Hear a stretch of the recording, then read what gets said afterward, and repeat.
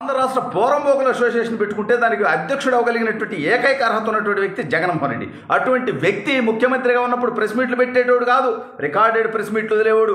ఏ రోజు జర్నలిస్టులు ప్రశ్నలు అడిగితే సమాధానం చెప్పేవాడు కాదు.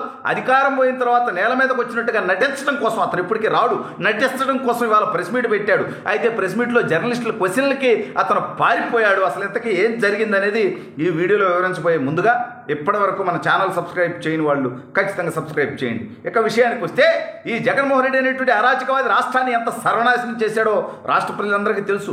చదువు రానివాడికి, చదువు వచ్చినోడికి, చిన్నపిల్లలకి, వృద్ధులకి అందరికి కూడా తెలుసు ఇతను చేసినటువంటి విధ్వంసం. అదంతా తెలుసుకొని ప్రజలు 11 సీట్లకు పరిమితం చేశారు జగన్మోహన్ రెడ్డి.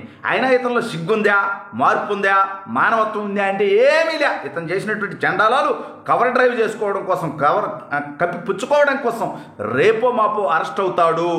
ఈ లోపు వీలైనన్ని సార్లు జనానికి కనిపించాలని ఉత్సాహంతో, తుత్తరతో అతను చేసేటువంటి పనే తప్ప అతను మాట్లాడేటువంటి మాటలు ఎవడికి అర్థం కాదు. ఈ నచ్చిపోకోడిగాడు ఏదో అప్పుల గురించి, రాష్ట్ర అప్పుల గురించి ఏదో లెక్క చెప్పబోయి 3,04,073, 200, 300, జాడు 100, కాడు 100 అంటాడు. ఒరే నచ్చిపోకోడే, నీకు చదవటం రాదు, చూసుకోవడం అనేది రాష్ట్ర ప్రజలకు తెలుసు. జగన్మోహన్ రెడ్డి నీకెందుకు ఇవన్నీ రాష్ట్ర అప్పుల గురించి నువ్వు మాట్లాడతావా?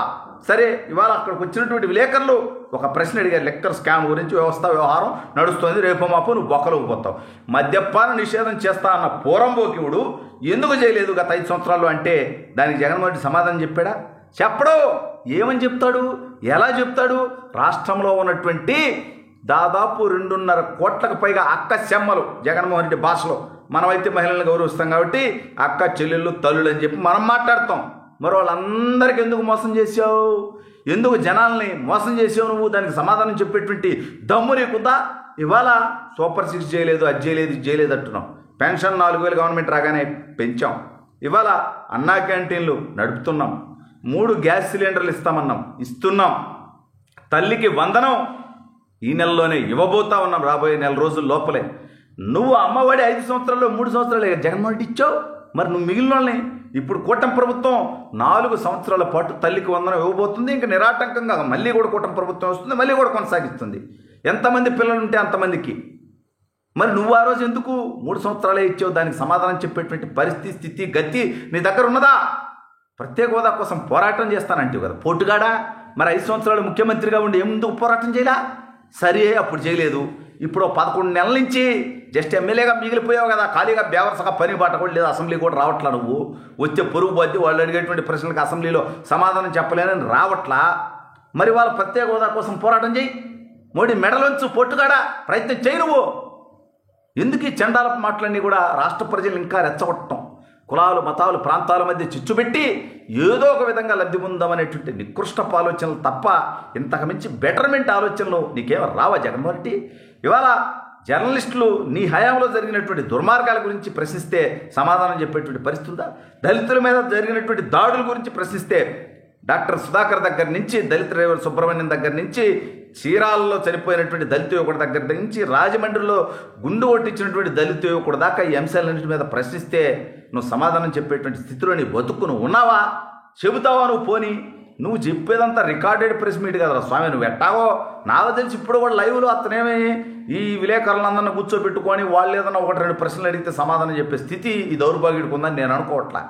ఎప్పుడో నిన్నో లేకపోతే ఇవాళ పొద్దున్నే 7 నుంచో ప్రాక్టీస్ చేసి ఒక అరగంట ప్రెస్ మీట్ కోసం దాదాపు 4-5 గంటలు కృషి చేసుకొని, ఇంతకుముందు వెనకాల ఆ యొక్క ఏదైతే వాచ్ ఉండేదన్నమాట, గోడ గడియారం ఉండేది, దాంట్లో టైం అర్థమయ్యేది. ఏందిరా టైం ఇట్ట మారుతుంది, ప్రెస్ మీట్ పెట్టిన టైం గడవన టైంకి తేడా అర్థం కావట్లేదని. సో ఆ గోడ గడియారం లేపేశాడు. ఆ తర్వాత చేతికి వాచ్ ఉండేది, దాంట్లో టైం తేడా కనిపించేది. దీన్ని ప్రశ్నించడం మొదలు పెట్టగానే చేతికి వాచ్ తీసి పక్కన పడేయటం మొదలెట్టాడు. ఇది నీ నికృష్ట పరిస్థితి. నువ్వేదో ప్రెస్ మీట్ పెట్టి నిజంగా అసలు నువ్వు ఈ రాష్ట్రంలో ఉంటున్నావా? ఈ రాష్ట్రంలో ఎప్పుడు ఉంటున్నావు? ఎందుకు వారానికి 4 సార్లు బెంగళూరు పోతున్నావు? వారానికి 5 రోజులు బెంగళూరులో ఎందుకుంటున్నావు? ఈ రాష్ట్రంలో ఏదైనా శవం లేస్తేనే ఎందుకు వస్తున్నావు నువ్వు ఇక్కడికి? నాకు అర్థం కావట్లా. ఈ రాష్ట్రంలో నిజంగా నీకు ప్రజలు ఇబ్బందుల్లో ఉన్నారని నువ్వు భావిస్తే, కూటమి ప్రభుత్వం సరిగా పరిపాలించట్లేదని నువ్వు అనుకుంటే, మరి వాటన్నిటిని ప్రజల్లోకి వచ్చి ఆ బాధితుల తరపున పోరాటం చేసేటువంటి ప్రయత్నం నువ్వెందుకు చేయవు? ఎక్కడన్నా శవం దొరికితే మాత్రం బయలుదేరి వస్తావురా స్వామి నువ్వు. అంతకు మించి నువ్వు ఎక్కడికన్నా వచ్చినటువంటి స్థితి, గతి గత 11 నెలల్లో ఉందా? అసలు నీ పాలనలో జరిగినటువంటి తప్పుల గురించి ప్రశ్నిస్తే సమాధానం చెప్పుకునేటువంటి స్థితి నీకుందా? ఓడిపోయిన తర్వాత ఒక్కసారైనా మీడియా ప్రెస్ పెట్టి జర్నలిస్టులు మీరు ఏ ప్రశ్న కావాలనుకుంటే ఆ ప్రశ్న అడగండి, నేను సమాధానం చెప్తా, దమ్ముగా, ధైర్యంగా, కెపాసిటీగా, క్యాపబిలిటీగా, నిజాయితీగా అని చెప్పేటువంటి దమ్ము నువ్వు 11 నెలల్లో ప్రదర్శించగలిగావా? నీ బతుకు నువ్వు, నీ పార్టీలో నుంచి ఎంతమంది వెళ్ళిపోతున్నా, అవినీతి పనులు చేసి నీకు సహకరించినటువంటి వాళ్ళు ఎంతమంది జైలుకు పోతున్నా, అందులో ఒకరిద్దరికి పోయి పరామర్శలు చేయడం తప్ప వాటికి సమాధానం చెప్పేటువంటి దమ్ము లేనటువంటి నువ్వు ఇవాళ ప్రెస్ మీట్లో జర్నలిస్టుల ప్రశ్నకు సమాధానాలు లేక పారిపోయినటువంటి పరిస్థితి.